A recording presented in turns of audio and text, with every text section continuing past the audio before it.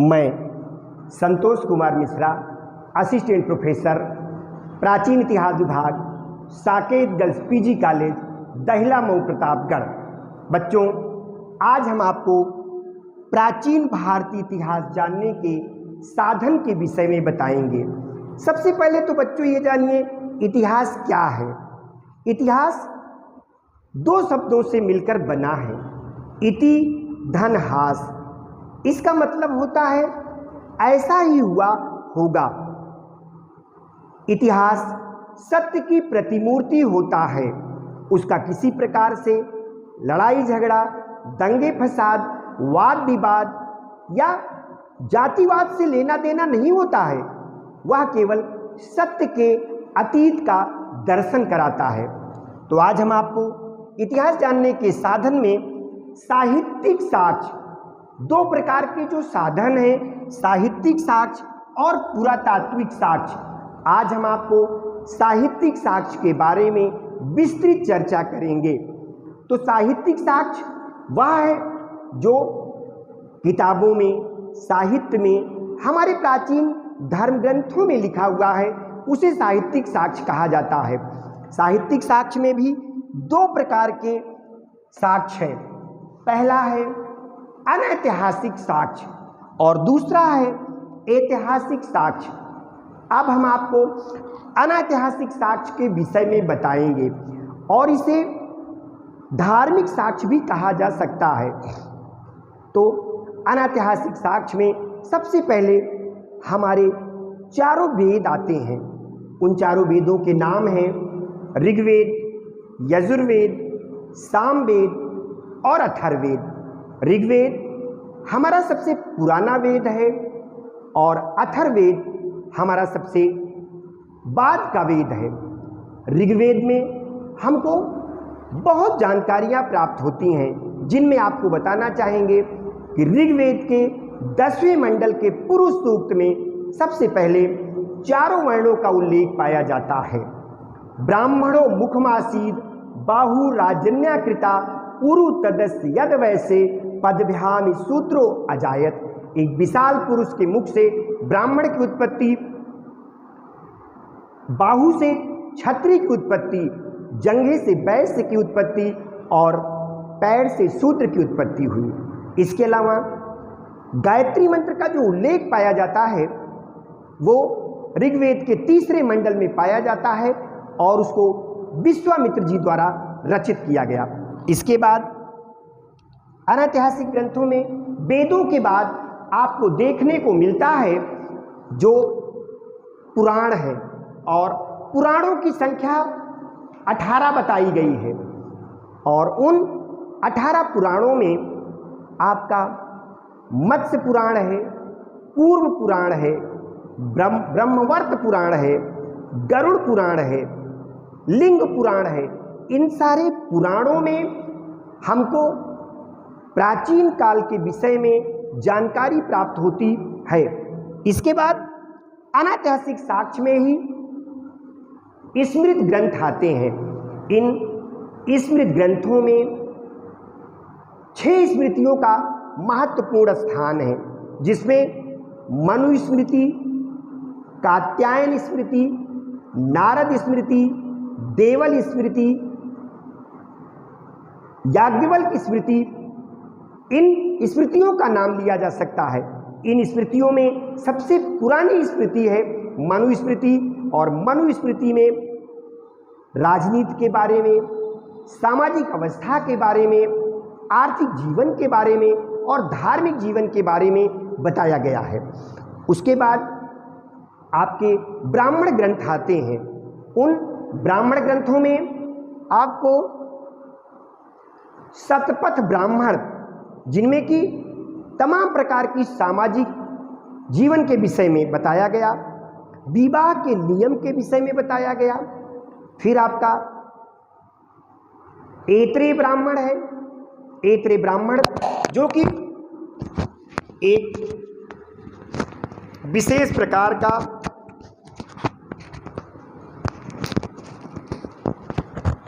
ब्राह्मण ग्रंथ है।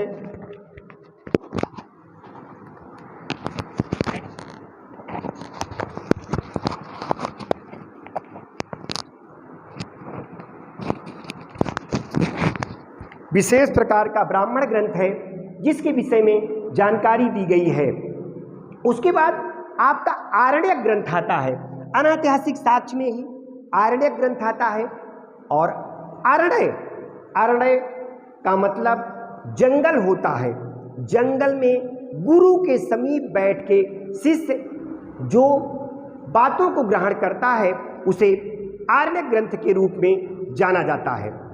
और उसके बाद आपका ऐतिहासिक साक्ष्य आता है। जैसा कि ऐतिहासिक साक्ष्य से प्रकट होता है कि उसमें पूर्ण रूप से इतिहास के विषय में जानकारी दी गई है। तो सबसे पहले ऐतिहासिक ग्रंथों में आपका 2 महाकाव्य आएगा। इन 2 महाकाव्यों में आपका रामायण आएगा और महाभारत। पहला है रामायण। रामायण की रचना महर्षि वाल्मीकि के द्वारा की गई है, जिसमें अयोध्या के राजा भगवान श्री राम के बारे में जानकारी दी गई है। इस रामायण में 8 कांड है। उसके बाद महाभारत में की रचना श्री वेदव्यास द्वारा की गई है, जिनका प्रारंभिक नाम कृष्णद्वैपायन है। उसमें कुरुवंश के राजाओं के विषय में बताया गया है, पांडव और कौरवों के युद्ध के विषय में बताया गया, जिसमें पांडवों की विजय होती है। इसी युद्ध में जो 18 दिन तक लगातार चला, भगवान श्री कृष्ण ने भागवत गीता का उपदेश अपने परम मित्र अर्जुन को दिया।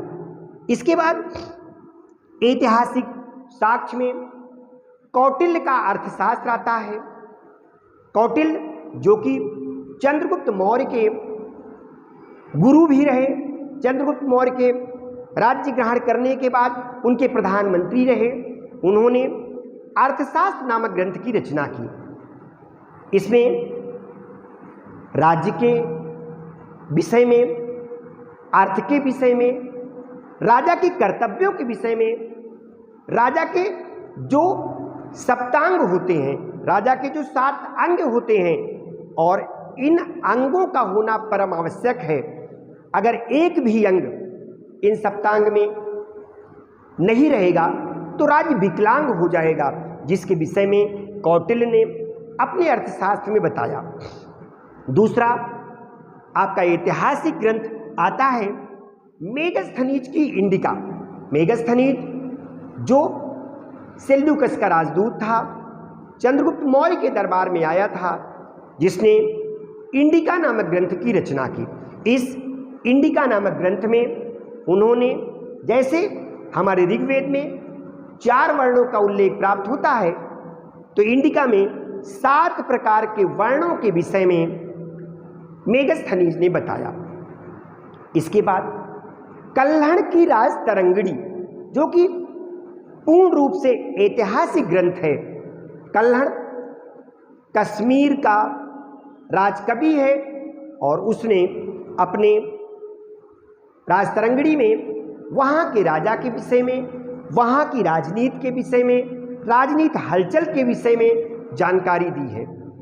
उसके बाद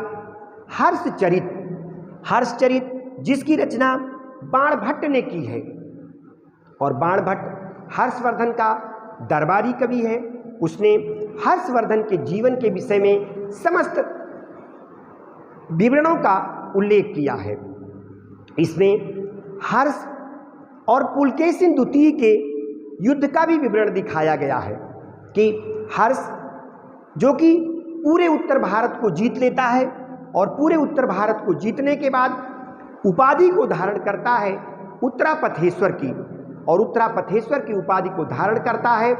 उसके बाद वह दक्षिण भारत पर विजय करने के लिए जाता है, और जब दक्षिण भारत पर विजय करने के लिए जाता है तो दक्षिण भारत का जो शक्तिशाली राजा रहता है पुलकेशिन द्वितीय, उसको पराजित करता है, जिसका उल्लेख हर्षवर्धन के 2 अभिलेख मधुबन और बांसखेड़ा अभिलेख में उल्लेख प्राप्त होता है। इसके बाद ऐतिहासिक ग्रंथों में आता है पृथ्वीराज रासो जिसकी रचना पृथ्वीराज के दरबारी कवि चंद्रवरदाई ने की है। पृथ्वीराज रासो में जो तराइन का प्रथम युद्ध हुआ मोहम्मद गोरी और पृथ्वीराज के बीच में पृथ्वीराज की विजय हुई, उसके बारे में बताया गया। फिर जो उन्होंने संयोगिता का अपहरण किया उसके विषय में पृथ्वीराज रासो में उल्लेख प्राप्त होता है। इसके बाद कन्नौज का जो राजा है, कन्नौज का यशोवर्मन, उसके विषय में हमारे पास जो जानकारी के स्रोत हैं, उनका जो दरबारी कवि है उसका नाम है वाकपति, और वाकपति ने गौड़वहो नामक ग्रंथ की रचना की, जिसके विषय में कन्नौज के राजा यशोवर्मन के विषय में जानकारी प्राप्त होती है। इसके बाद फिर विदेशी इतिहासकार आते हैं हमारे यहाँ, और विदेशी इतिहासकार हमारे यहाँ प्राचीन काल से आने लगे। जब से सिकंदर ने भारत पर आक्रमण किया, और सिकंदर ने भारत पर जब आक्रमण किया 326 ईसा पूर्व में बसंत ऋतु में, तब से हमारे यहाँ आने लगे। और इतिहास के जनक जो हैं वो यूनानी इतिहासकार हैं हेरोडोटस, उन्होंने भारत के विषय में वर्णन किया है। उसके बाद मेगस्थनीज, अभी मैंने बताया मेगस्थनीज भी यूनानी इतिहासकार है, और यूनानी इतिहासकारों में आपको नियाकर्स मिलेंगे जो चंद्रगुप्त मौर्य के दरबार के विषय में वर्णन करता है, प्लेटो मिलेंगे, और उसके बाद एरियन मिलेंगे जो कि यूनानी इतिहासकार है। उसके बाद यूनानी इतिहासकार के बाद आते हैं चीनी इतिहासकार, और चीनी इतिहासकार जो कि हमारे भारत में आए, और एक तो ऐसा इतिहासकार है जो कि हमारे यहाँ बिना भारत में आए हुए भारत के विषय में वर्णन किया, और उसका नाम है सुभाचीन, जो कि हमारे भारत में कभी आया ही नहीं, फिर भी हमारे भारत के विषय में उसने बहुत महत्वपूर्ण जानकारी को दिया।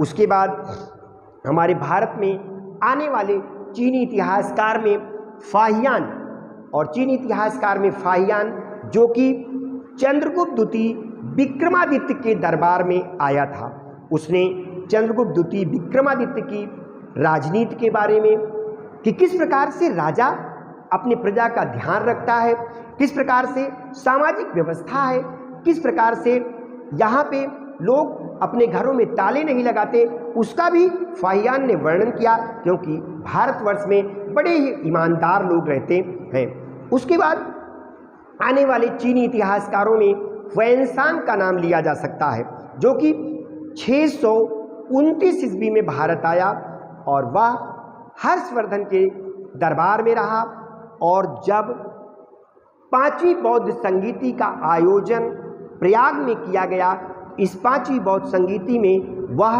5वीं बौद्ध संगीति का अध्यक्ष था। उसने भी भारत के विषय में, सामाजिक और धार्मिक जीवन के विषय में जानकारी प्रदान की है। उसके बाद आने वाले इतिहासकारों में इतसिंह हैं, इतसिंह, और इतसिंह ने बहुत अच्छी जानकारी दिया भारत के बारे में।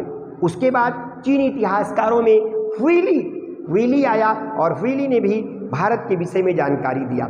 इसके बाद जो तिब्बती इतिहासकार, और तिब्बती इतिहासकार में दो तिब्बती इतिहासकारों में तारानाथ का नाम लिया जा सकता है, और तारानाथ ने 2 ग्रंथों की रचना की, तंगयूर और कंगयूर, उसमें बौद्ध धर्म के विषय में जानकारी प्रदान किया।